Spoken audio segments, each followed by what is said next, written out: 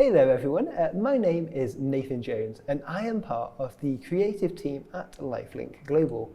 So this month, part of our focus is on Opportunity to Hope, also known as O2H. So I am joined here today by Christina Gray. Hi Nathan. Who is the chair. How are you doing? I'm doing well, thank you. It's good to be here. Very good. How have you and your family been kind of during the whole lockdown? Yeah, it's been strange situation? times, hasn't it? It's been odd for everybody, but we're getting on pretty well. We're doing a bit of homeschooling with a mixed in with my youngest has gone back to school for a little bit, which has been good for her. And obviously O2H has carried on through lockdown and we've had Zoom meetings for our committee meetings. And we funded a few more grants during lockdown. So business goes on, doesn't it, for a lot of people? It's just strange times for everyone. Yeah, it's very true. To start off with, can you tell us a little bit about more about O2H? Like, what does O2H do? Well, O2H stands for Opportunity to Hope, and actually the hope element of the charity name is help overcome poverty through empowerment. So it's all been about grassroots development and partnering with people who are in poverty, and that can be financial poverty, it can be spiritual poverty.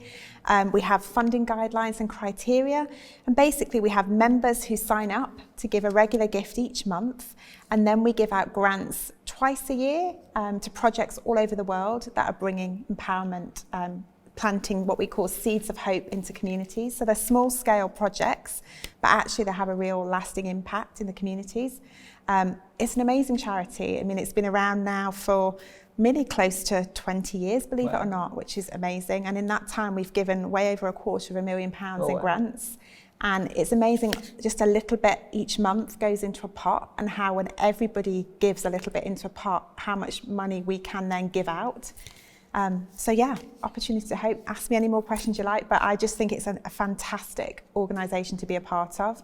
I don't begrudge anything I give because I know it goes directly to the poor, and it's, we have no paid staff at all. So it's very much a voluntary organisation and it's governed by its membership, which is great. Yeah. I never knew that about the name. So HOPE stands for what? So help overcome poverty through empowerment. That's great. So the whole idea is that you give people a lift up, and encourage them and a boost of hope in a way. Yeah, that's cool. So obviously there's lots, I think you've alluded to it a little bit already, but there's lots of kind of Christian humanitarian organisations out there and some really great ones. What makes O2H different?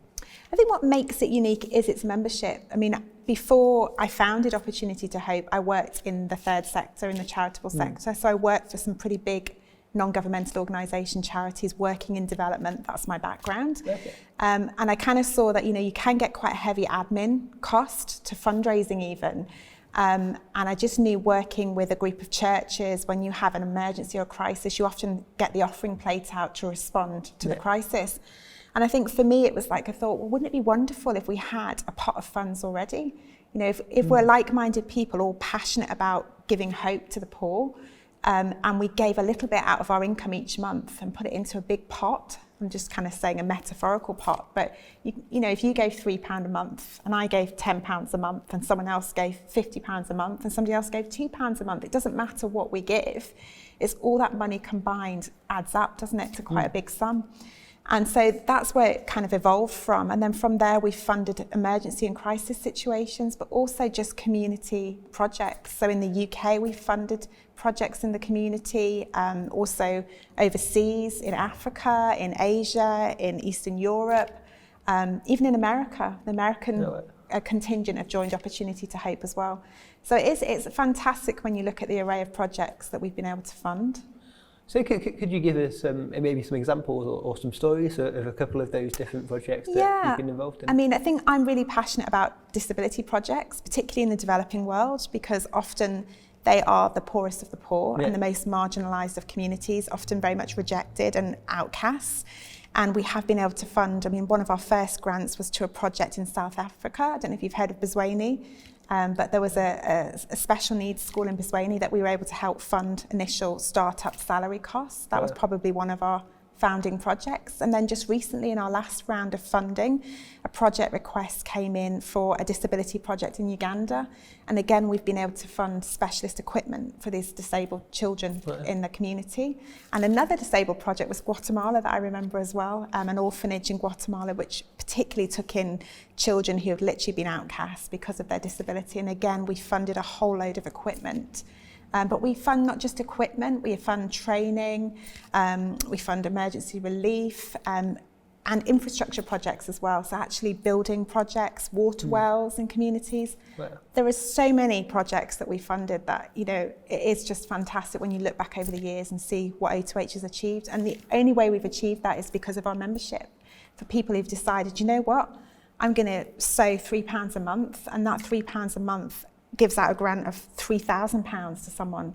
But what also makes O2H, I think, pretty special is if you're a member and you've been a member for six months, then you can apply for a grant. So for example, in our church in Rugby here, we set up a Footsteps soft play. You probably know about that, Nathan. Yeah. And reaching out to the community with soft play and support for families. They come in, they have a coffee, and the children play, and the mums talk to one another. And there's a bit of evangelism and outreach in there as well. Kirsty heads it up in our church. Well, we've got a startup grant from O2H. So I put an application in because I'm a member. So I give a regular amount each month. And I just applied for the equipment for that project. And I said, you know, this is going to bring hope to this community. You know, people are going to have a safe place to come in. They're going to feel supported. We managed to get a grant, I think, for £3,000, which enabled us to get the beginnings of the soft play. And that's just in our local church. So that's an example of a UK project. So if you remember, for example, and you had a passion and a heart for Uganda or Zambia or Zimbabwe or wherever it is, if you've got trusted partners on the ground that you can send money to and work through, then you can fill in a grant application form. And I mean, the ceiling of the grants are £3,000.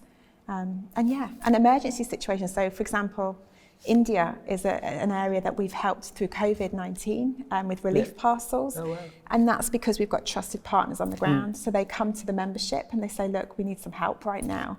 And then the member will fill in an emergency application. It will go to the committee. And then we're able to wire money across to India. And we can work with people that we trust. We know that the money goes exactly to the point of need. Yeah. So it's an amazing. If you've not signed up to O2H and you've never heard of it, and you really want to give regularly to a charity that you can trust, I would say, don't hold back. Just get in touch and sign up today. So I guess maybe kind of on that trust aspect. How much you alluded to the fact that everyone involved is kind of voluntary. Mm-hmm. So if I give £10 a month, how much of that £10 goes directly to a project, and how much of it ends up in an executive salary or whatever? Well, I can tell you that £10 a month goes directly to the project. What we do, interestingly, is if you gift aid, so if you are you pay tax and we can claim back from the government, we put that extra gift aid money into a marketing and admin budget and into, I think, also emergency relief. So we take the gift aid. So what's lovely is we can actually say that every £1 of your donation that you gave to me goes directly to the grassroots. But we do decide to say thank you to the government, and we're going to use that little bit because sometimes you have to post things out. You know, sometimes you do have some slight little travel costs involved or things like that, but we only ever take that from the gift aid funds. And I can tell you that our marketing fund is quite healthy at the moment, and our emergency relief fund is healthy because gift aid comes in, and unless we pull from it, it's there. And you need that as a charity as well. You need that fallback. But I can honestly say, hand on heart, that every £1 that you donate goes directly to the project. And I'm proud to say that because I think it's really important for people to have the trust in the organisation that they give the funds to. But what's even more lovely about O2H is if you're involved in a project, then you see firsthand where the money goes. You know, if you've got a passion for your local community and you want to set up a project or you want to work with people, I know the food banks, we've given several grants to food banks setting up. Well, you can see exactly what happens with the money as well. So it's a fantastic organisation to be a part of.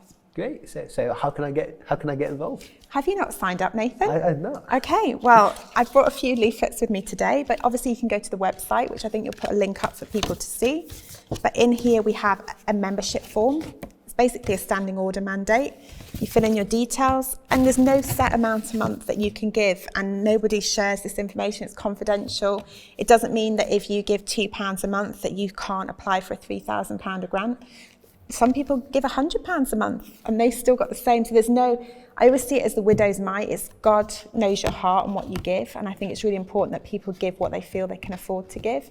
And then we just see how God blesses that. But yeah, so if you want to take one of these leaflets with you and you want to join, and I don't know if there's any particular projects that you've got a passion for that you think, O2H could help fund, then there you go. Yeah. Great. Well, thank you very much for joining me, Christina. And do check out the link that's on the screen now. Or if Christina pops into your church after lockdown, do pick up one of these leaflets and sign up that way. So thank you very much for watching, and go check it out. Thanks, Nathan.